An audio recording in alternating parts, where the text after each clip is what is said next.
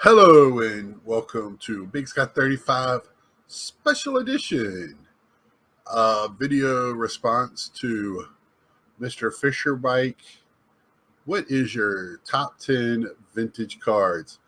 My background, again, a mess. Sorry, not sorry. Card collecting, purging, straightening, reordering, going through some stuff I haven't gone through in years.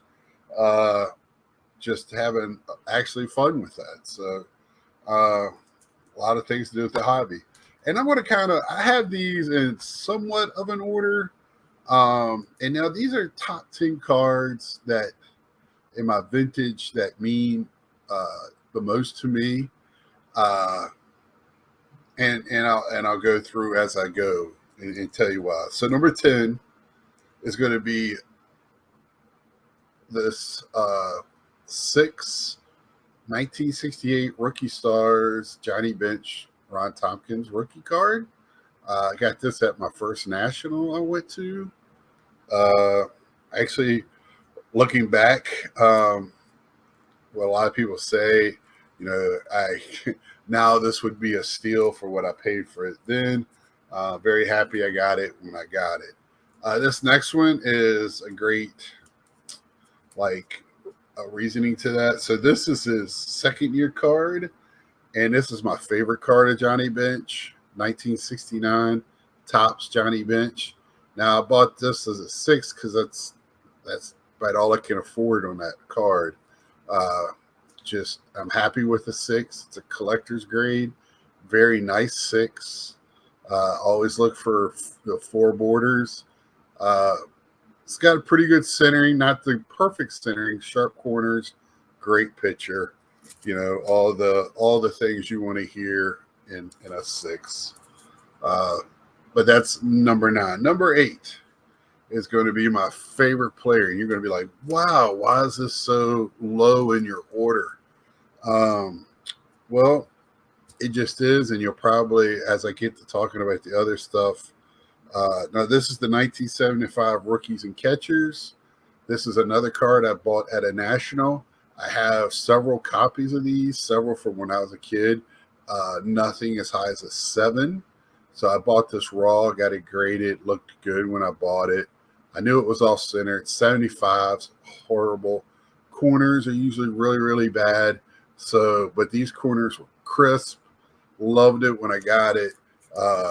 Just knew it was off center. You see it on the front and the back. But man, a 7, another collector's grade. And I'm always keeping my eye out to upgrade that card. But since I have it in a 7, I just want to spend that money on other things. Next is going to be my favorite card of Gary Carter. Again, the second year card, the 76 Topps All-Star rookie card. Most of the time I like catchers in their catcher's gear. First, I just like this card. He's young. He's in his Expos. He's in the powder blue Expos. The Gold Cup. Everything I like about Topps. Very nice card. Love that card in an 8. Another one that was bought raw. I have probably about 10 of these raw and a couple graded, but an 8 is the best I have. Love that one. And now the next couple are going to be cards that higher end stuff that I bought, that I saved up my money, did research, bought at a national a couple of years ago. I always try to talk about as much as I can. The Satchel Paige at a 2.5. Love it. Just love the register. It's beautiful. The clouds it's got a very light crease through the hat. It's hard to see it. You got to hold your mouth just right. But it's a 2.5, and I think you hear it a lot. Beautiful 2.5. Take it all day. With these early 50, all 50s cards, I like the borders, but I like the brightness in the colors. It's got to have. I don't like the dull ones. I got to have the bright ones. And this is another player. I don't collect a lot of vintage because I want to have a connection to the players. I have, looking at it, I have more vintage than I really thought. I talk about how I don't buy it, but I have more than I thought I did. But here's another one, same deal. Bought it at and the reason why I was talking because this is one of the players that my dad loved as an older person, teenager. He just talks like this guy. I'm really, you know, I wish I would have got to see him live and not in video. But it's his rookie card, 2.5, corners rounded, but the color just pops. I just love it. Just love it. And these are cards that usually will sit up here in my display. And I'll switch some cards around every once in a while, but these are mostly one of my favorite cards.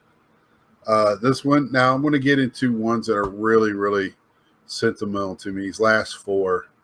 I have them in an order, but it's really not a big. I can put them in any order. Next, this one's going to be a 1961 Post Serial 2.5 Willie Mays. Now, these are my dad's collection, blank back. So these, I mean, you can talk about prices and 2.5 and corners. All that doesn't matter. I found them at my grandparents' house. My dad thought they were thrown away when he went in the military, when Uncle Sam asked him to join. And so I found them when we were moving my grandparents, and he let me have them. Duke Snider's his favorite. He talks about Roberto Clemente a lot, but he kept a Duke Snider and let me have the rest. So got a nice little stack. Mickey Mantle, same year, 4.5. And when I got these graded, these are some of the first cards that I got graded, with SGC especially.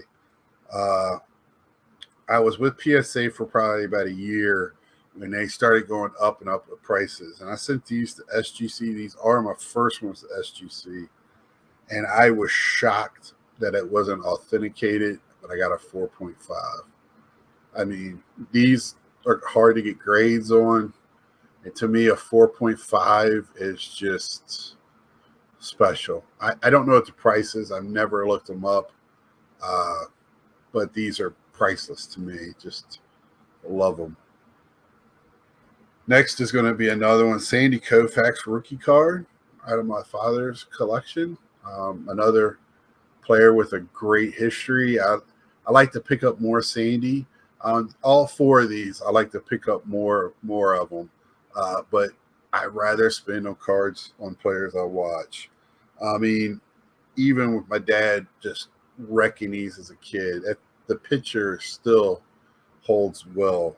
And these were with PSA. So I wish I would have got them SGC, but I'm not going to crack them. And that's a poor one, but I'll take it. It's still a Sandy.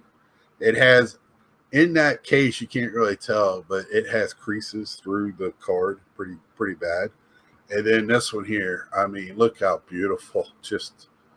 It is just 2.5. This is my 10th card. 1953 Topps Jackie Robinson. Not a rookie, but man, first card in the set. Just beautiful Jackie Robinson. Just Brooklyn Dodgers. I mean, I look at that every day and I can't believe that's in my collection. All of these. Luckily it was in my dad's collection. I would not be able to afford this card, even at 2.5 probably, because I would spend that money on something else, on somebody like Pete Alonso cards, and you might call me crazy, but that's just how I collect. And I do not fault anybody for vintage. I just have more of a connection with guys that play now, but I connect with the ones in the past because we wouldn't have a game if the guys didn't play in the past. I love the history of the game. reading a book right now on the beginnings of the game, um, and just love it. And I mean, this is just a beautiful card, beautiful. So I thank you, Mr. Fisher Bike, for doing this, Jason, and making me really think about it. I've talked about this before, but I never hurts to revisit it. Some of y'all might know I do have like the Gretzky rookie and some other cards that mean a lot, but these are my top 10, and I'm not going to shy away from it. So until next time, see ya.